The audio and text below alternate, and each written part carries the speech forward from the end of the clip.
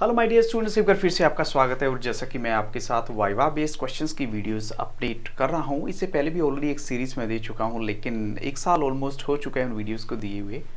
तो ये कुछ अपडेटेड वीडियोस हैं, इनमें नंबर ऑफ क्वेश्चंस ज़्यादा होंगे, कुछ क्वेश्चंस कॉमन भी हो सकते हैं, बट फिर भी मेरा बेस्ट यही है कि आपको अपनी तरफ से बहुत बढ़िया क्वेश्चंस दूँ। आज का टॉपिक है फिजिकल एजुकेशन में बास्केटबॉल।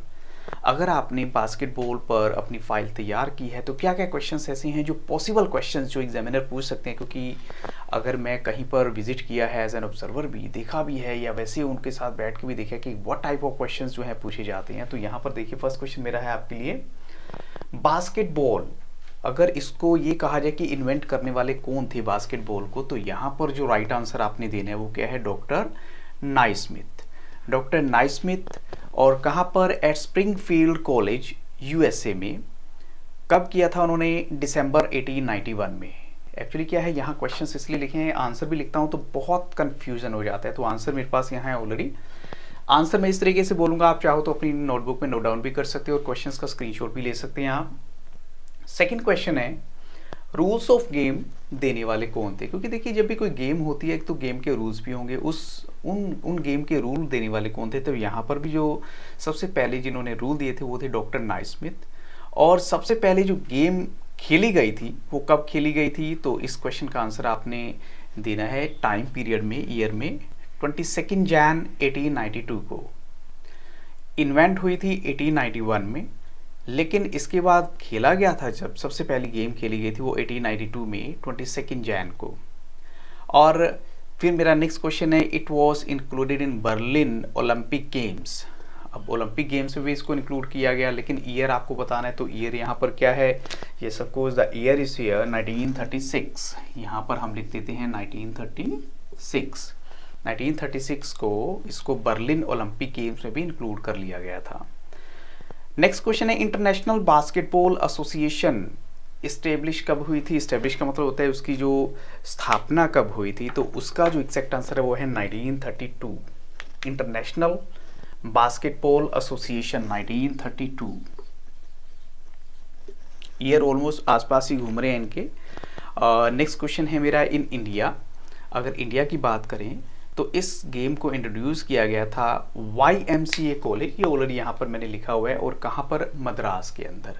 क्योंकि देखिए उस टाइम क्या होता था, इंडिया अभी ब्रिटिश के रूल के अंडर था, तो उन्होंने ही समझिए अपना कंट्रीब्यूशन दिया होगा। ऐसा तो है नहीं कि इंडियंस ने, ऑल टुगेदर इंडियंस का नहीं कह सकते, उनका भी कंट्रीब्यूशन रहा होगा ब्रिटिश का। नेक्स्ट क्वेश्चन है, when was BFI means basketball federation of India constituted, यानी ये कब कॉन्स्टिट्यूट हुई थी BFI। यहाँ ऑलरेडी मैंने ईयर मेंशन किया 1950 में ये बनी थी।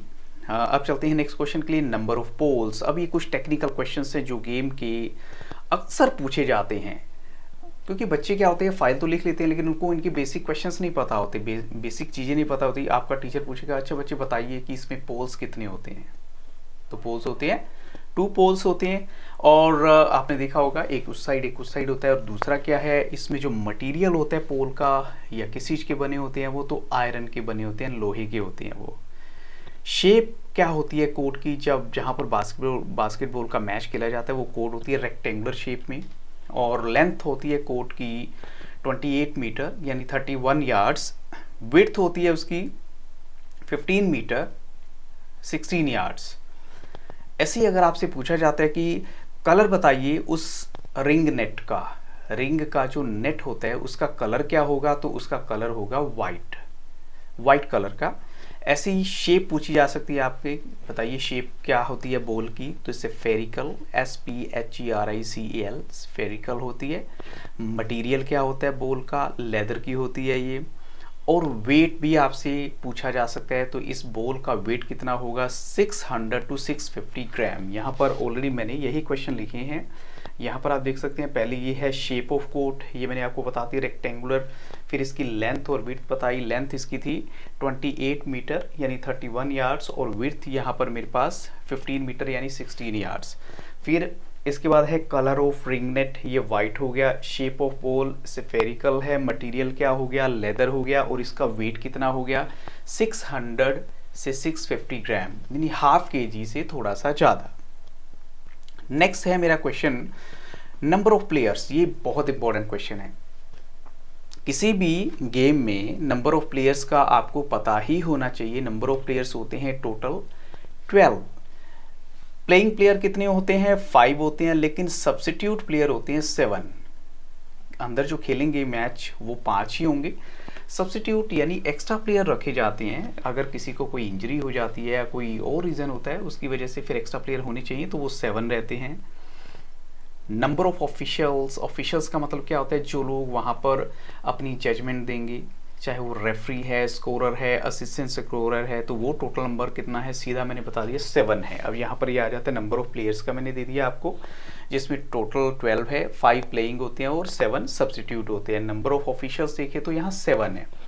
अभी आप नोट डाउन कर लीजिए क्योंकि मैं बड़े आराम से इसमें बताऊंगा। इसमें रेफरी 1 है, 1 referee, 1 umpire, 1 scorer, 1 assistant scorer, 1 table commissioner, 1 operator. तो इसमें कितने हुए? 1 2 3 4 5 6।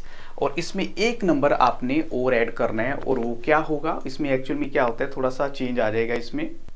तो वो हम कह सकते हैं कि उसका जो रोल होता है सबसे इंपॉर्टेंट होता है वो है टाइम कीपर। टाइम कीपर होगा 1।